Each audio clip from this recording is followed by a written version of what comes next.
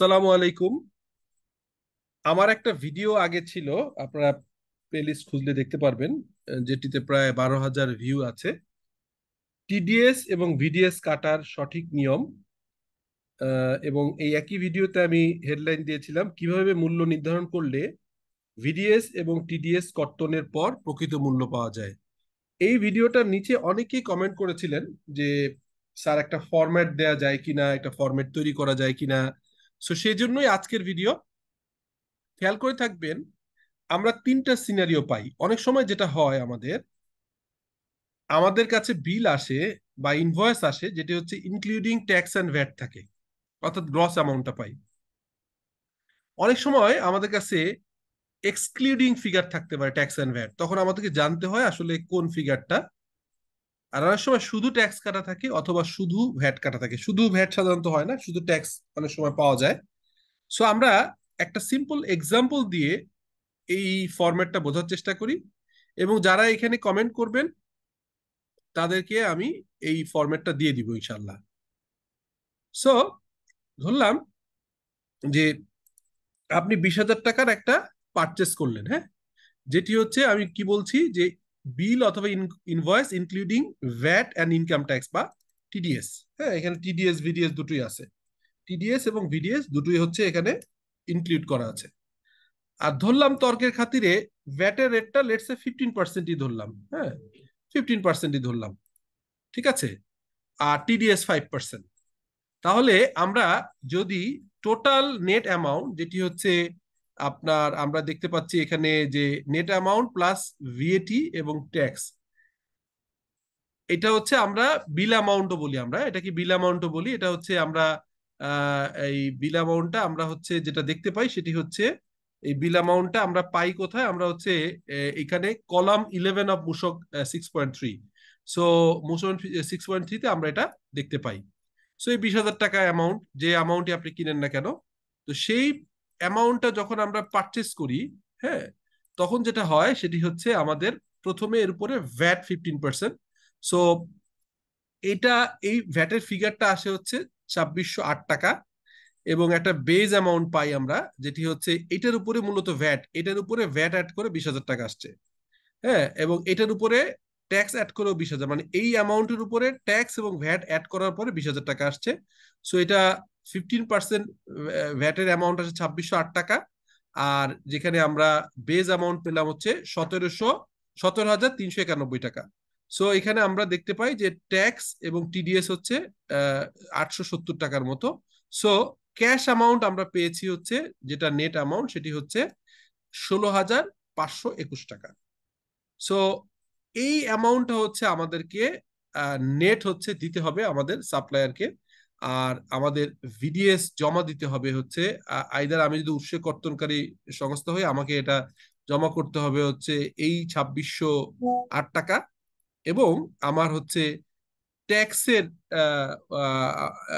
Withdrawal হবে, TDS হবে হচ্ছে আপনার 870 টাকার মতো, 69 টাকা 57 পয়সা। So these are the figure আমরা দেখলাম। এখন এই জিনিসটাই যদি আমরা আবার এক্সক্লুডিং ভ্যাটে যাই, তাহলে এই ফিগারটা যদি আমরা লেটসে লেটসে আমরা এখানে এই ফিগারটা কি করলাম, আমরা এই ফিগারটা যদি, যেহেতু এখানে শুরু করছি হচ্ছে bill invoice excluding VAT and tax, তাহলে আমরা যদি এই ভ্যাট অ্যান্ড ট্যাক্সের এক্সক্লুডিং অ্যামাউন্টটা নিয়ে আমরা কাজ করি লেটসে, তাহলে দেখেন আমরা যদি নেট ফিগারটা আমরা জানি কিন্তু অন্য ফিগারগুলো জানি না, সেরকম যদি হয় তাহলে কি হবে? আমরা এখানে আমরা যেটা করব সেটি হচ্ছে যে আমাদের 15% হচ্ছে আমাদের ভ্যাটের রেট, হ্যাঁ।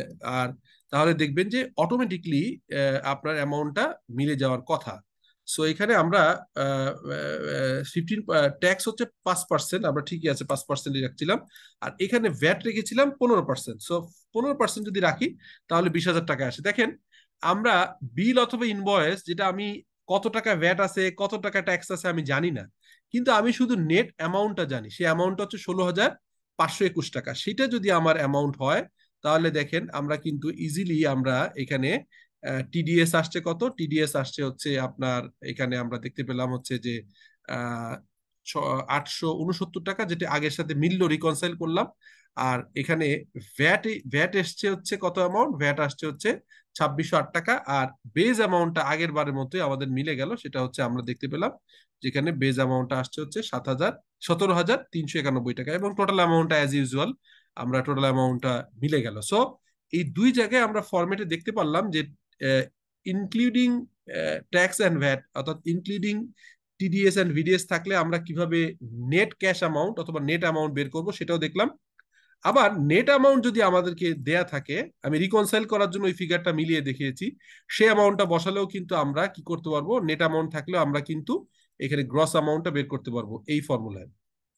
এবার অনেক ক্ষেত্রে দেখা যায় যে আপনার বিল বা ইনভয়েস দিয়েছে, তার ভিতরে হয়তো আপনার ইয়েটা আছে, আপনার ট্যাক্সটা মাত্র আছে কিন্তু ভ্যাটের অ্যামাউন্টটা নাই।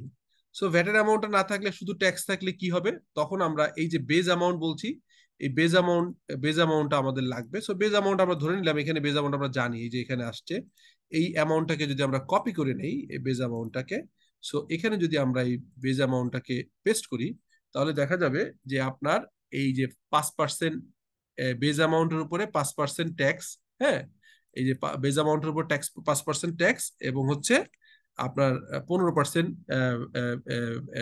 15% VAT on the this amount, base amount হলে আমরা মিলে যায় হচ্ছে আমাদের টোটাল নেট অ্যামাউন্ট। তো আমরা যেটা দেখতে পারলাম সেটা হচ্ছে যে তিনটা সিনারিওতেই কিন্তু আমরা বের করতে পারি। সেটি হচ্ছে, যদি আমাদের including TDS and VDS amount থাকে, তাতে নেট অ্যামাউন্ট বের করবার জন্য যে ফর্মুলাটা এখানে দেওয়া আছে, সেই ফর্মুলা আগে হচ্ছে ভ্যাট এবং ট্যাক্স ক্যালকুলেশন করতে হবে। সিমিলারলি যদি এক্সক্লুড থাকে, তাহলে ট্যাক্স এবং পরবর্তীকালে ভ্যাট অ্যাড করে আমরা টোটাল ফিগারটা পেতে পারি। আর যদি শুধু ট্যাক্স থাকে, তাহলে ট্যাক্সটা কাটার পরে এবং সেই অ্যামাউন্টের উপরে যেটা আমরা জানি যে আমরা ট্যাক্সটা আগে আসে এবং উল্টা হয়, অ্যাডভার্স করার জন্য ট্যাক্স অ্যাড করে তারপরে ভ্যাট অ্যাড করলে আমরা টোটাল অ্যামাউন্টটাতে রিকনসিল করে আসতে পারি। সো এভাবে এই ফরম্যাটটা আপনারা থাকলে আশা করি আপনাদের প্রতিনিয়ত যে ট্যাক্স ভ্যাটের ছোট ছোট টিডিএস ভিটিএস এর ক্ষেত্রে কিছু অ্যামাউন্ট নিয়ে কনফিউশন থাকে, সেটি দূর হবে। সো এই এই কমেন্টে আপনারা যদি আপনাদের ইমেইল অ্যাড্রেসটা দেন অথবা হোয়াটসঅ্যাপ নাম্বার দেন, তাহলে আমি ফরম্যাটটা এই ফাইলটা আপনাদেরকে দিয়ে দিব। Thank you for patience hearing.